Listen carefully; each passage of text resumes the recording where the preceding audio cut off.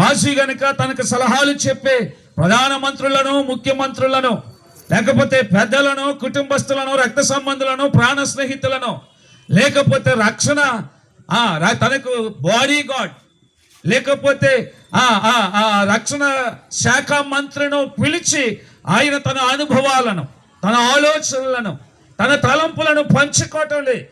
ఏనాడు కూడా తన సొంత వారితో, తనకు సహకరించిన వారితో, తన స్నేహితులతో ఎక్కువగా గడిపిన దాఖలాలు బైబిల్ గ్రంథంలో మనకు ఎక్కడ కనబడవు.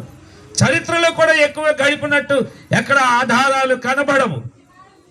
దేవుని బిడ్డలారా, ఒక గొర్రెల కాపరి దావీదు, ఇంటిలో కడసరి వాడు, 8వ వాడు, తనకంటే పెద్దవారు 7 కుమారులు ఉన్నారు.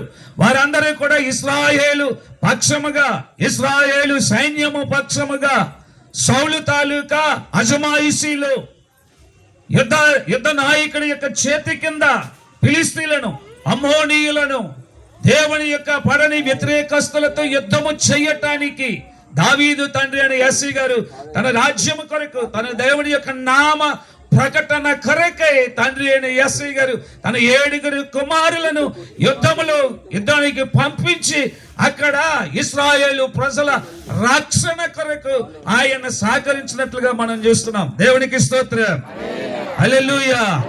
ఇశ్రాయేలు దేశంలో ఇప్పటికీ కూడా, ఇశ్రాయేలు దేశంలో ప్రియ దేవుని బిడ్డలారా, కుటుంబంలో ఉన్న యవనస్తులు బహుశా ఇప్పుడు రాజుకి అంటే సొలొమోను రాజుకి ఒక 16 సంవత్సరాలు ఉండొచ్చు అని అనుకుంటున్నాను. ఏమా కృష్ణ, నీ కొడుకు ఎన్ని సంవత్సరాలమ్మా? 16 నడుస్తుందా?